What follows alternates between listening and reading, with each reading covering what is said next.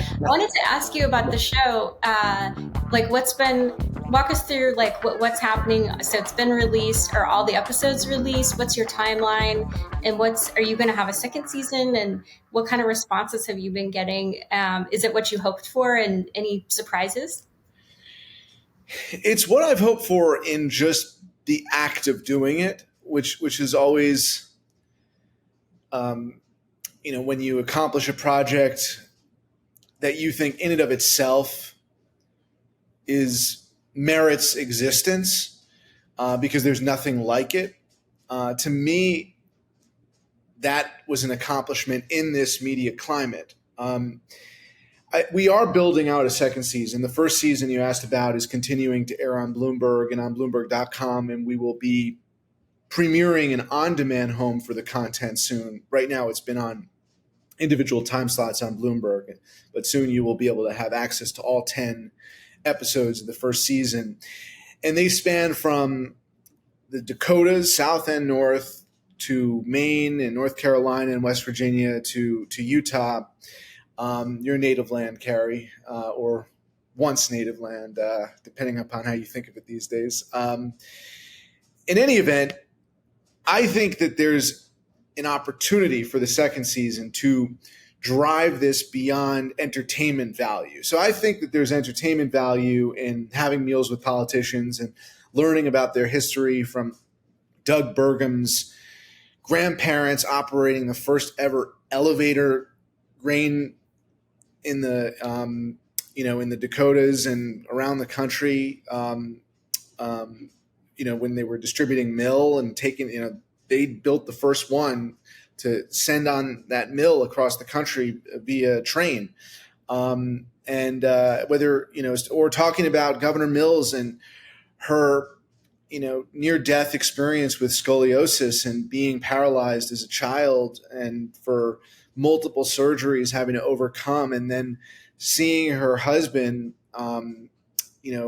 with his own medical concerns, sadly pass, but have to go through a lot of the same puzzle of the American healthcare system. And that's as an elected office holder, a governor today, but prior to that, an attorney general. And, things that people are united on. I think a lot of folks are united on the idea that the opioid epidemic or pandemic, whatever you want to call it, is a net negative.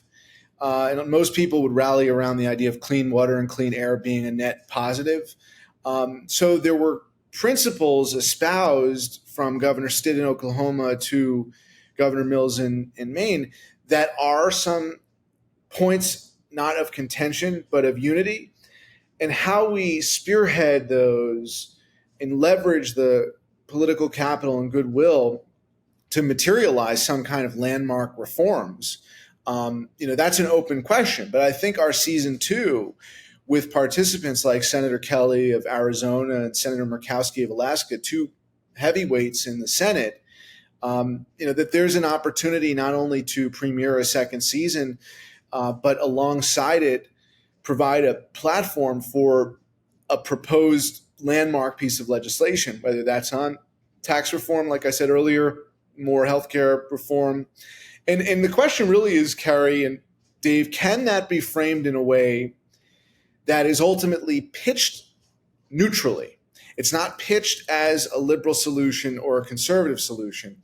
It's pitched as common sense, as bettering the union, if not perfecting the union, and increasing the livelihood, the life, liberty, and happiness of our people. Because I go back to those founding documents, however imperfect the conditions of the country were at the time, and they were imperfect, the aspirations of those documents were as perfect as you can get in literature, right? The aspiration of it.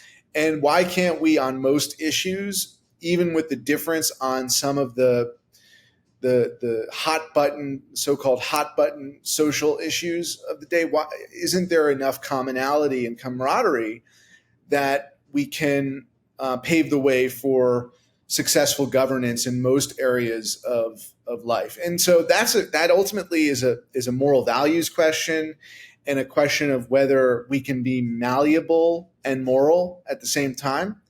And I think we can be. I mean, I think the first 10 episodes of this series prove the capacity of people to talk about shared values, and now it's acting on those shared values. And that's what I would hope to accomplish in a second season.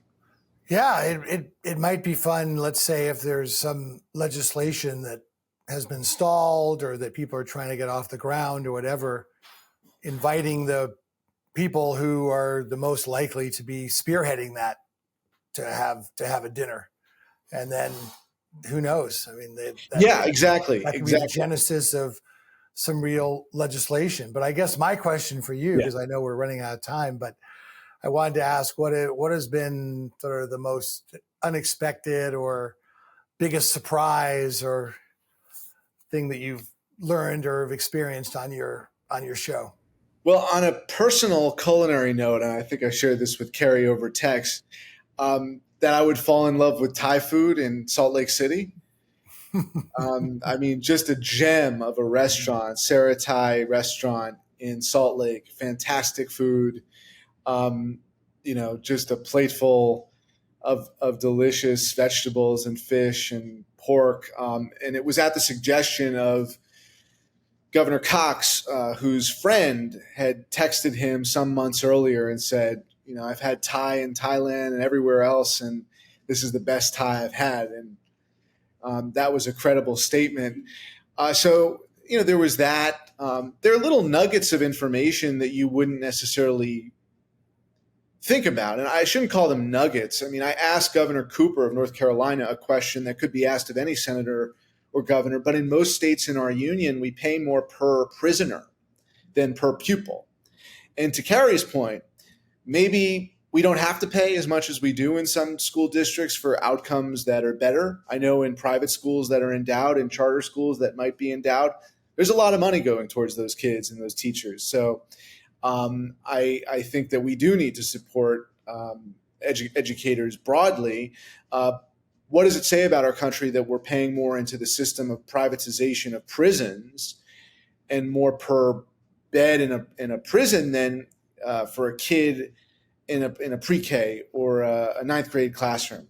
I think that's problematic. Those are the type of questions I'm asking. That's not a politicized, or partisan question, I would think, right? I mean, I think you both would probably concur.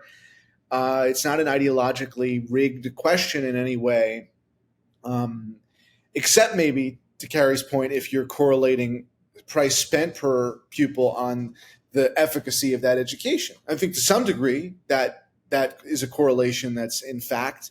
But another piece is to go back to the prison industrial complex, which is a term that I hear now from conservatives as much as liberals, is Governor Stitt recognizing in his first term in office that Oklahoma per capita was the most carceral state in the union, and that he wanted to change that and embarked on that with some significant reforms in his home state.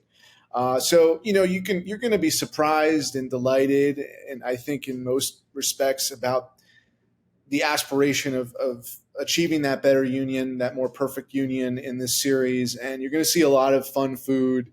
The episode that aired this past week with Senator Capito, just some amazing pancakes drenched in syrup in West Virginia at the Cathedral Cafe. I am not one for whole wheat pancakes, and they happened to just make them whole wheat pancakes at the Cathedral Cafe, and they were excellent and did not taste like whole wheat pancakes that I'm used to having. They tasted like real pancakes. That's so great. Well, next time you go to Utah, I think I told you need to go to my cousin's Thai restaurant. Her family's from Thailand. So hopefully they can. And that one, judging by the sports Thai, is just at the same caliber, especially if it's in the family with you, Carrie. The question now is McFlurry or Blizzard? Oh, McFlurry for sure. Well, and I will say, if you want to try some quinoa pancakes, that blew my mind. I was expecting it to be garbage, like some sort of vegan thing. it was amazing. So come to Virginia and I will take Wow. you to the Sounds Key. great. That sounds great. Thank you for the invite. And Dave, I hope to see you soon too. It's a pleasure to get to know you, Dave, on the show, and Carrie, to see you again on the show. Absolutely. It's been really great to have you, Alexander. I wish you the best of luck with your second season. And I really think you're on to something. We need more of, we need more bread breaking in U.S. politics for sure. So been great to have you on the show. It's been great to have all of you join us once again for another episode of Practically Political. As always, I'm Dave Spencer. And I'm Carrie Sheffield. It's a pleasure. We'll catch you guys next time.